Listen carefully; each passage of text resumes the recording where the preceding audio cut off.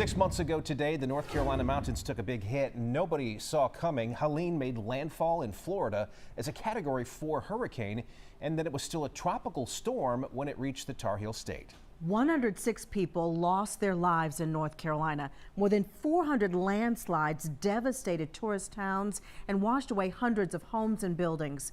In the past 30 minutes, Governor Josh Stein said even through the devastation, hope remains for a better day. We know that Western North Carolina has so much work to do to rebuild, but there have been moments of progress. Channel 9's Hannah Getz has covered the storm, the recovery, and all of it since day one. She's live for us now in Yancey County. And Hannah, for some of these families to look at it, it's still like the storm just happened. Yeah, Erica, absolutely. We're along the stretch of 19 West in the Cane River right now. This is one of the areas hardest hit by Helene and one of the areas having the hardest time coming back, and we'll show you why. If you take a step over this way and look at this massive pile of debris, you can see what's left of bridges, guardrails, even some of the roadway. Now, if you take a look up over that pile of debris, there's a road behind it. That hillside is as far and as high as the water got the day the storm hit. Now we'll bring you back down over the debris pile and we'll go across the river. You don't see any homes there, just what's left of them. That's because the water was high enough and strong enough to move those homes off of their foundation. This is Yancey County 6 months after Helene. For some people in this area, there's no homes, no power, no roads. And for the family we're going to introduce you to, no way to get in and out. Oh my God. The rushing waters of the Cane River nearly drowning out the sobs of the Pogalz family as they watched Hurricane Helene wash away their home on September 27th. 6 months later, you can barely hear water trickling down the mountainside and the occasional work truck navigating what's left of the rural Yancey County roads. This is what used to be our house. Right behind the big tree right there is where our house stood, and where the river took it in Helene, just picked it up as a whole, and down the river it went. We met up with Ashley Pogalz across the river from where her house once sat. The base of their bridge and the roof of their barn are all that's left. Fossils of their life up until 6 months ago. We need help.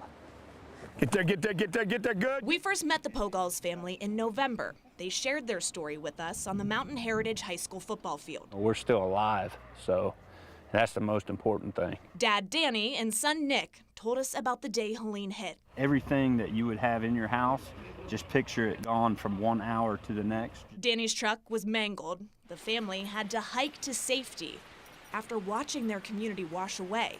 That first interview was just a few weeks after the storm. The family of 6 was living out of campers. Ashley tells me the kids would say what everyone was thinking. I want to go home.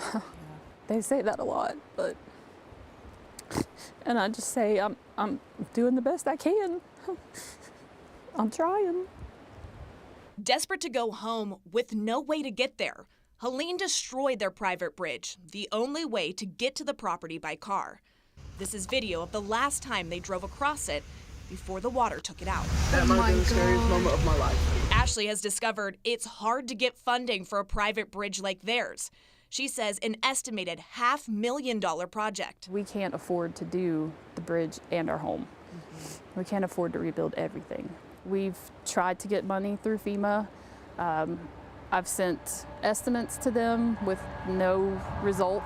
They've not denied, but they haven't approved us either for funding. I've tried to get help through Samaritan's Purse, which is still in process, waiting on legislatures to pass funding. There's been programs that the county has that work for smaller bridges, but ours is large. Ashley is a teacher's assistant. Danny is a heavy equipment mechanic. She says they make just slightly too much to qualify for many assistance programs. No home, no bridge to get there, and no help. She wants people to know that families here are still suffering, including hers. Help. We're in a place where we've been forgotten. We make too much money for help. And that's not fair because, sorry. Take your time.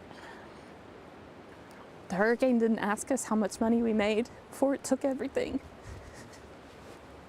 So why does it matter how much we make? We need help. Now, we just showed you that they lost their home, but I want to point out that that also means everything in it. So they lost their photo albums, their memories, and Ashley's wedding ring that she was going to get redone for their upcoming anniversary. Now, the Pogalz family aren't the only family running into issues like this. Stay with us over the next hour at 5:30 and 6. I'll tell you what is and isn't being done to help them. We're live in Yancey County tonight. Hannah Getz, Channel 9 Eyewitness News. Hannah, thanks for sharing with us the real people and lives behind this storm. Thank you. We have complete coverage of Helene, images of the destruction, and ways you can help on WSOC-TV.com. You can also download our free WSOC-TV News app.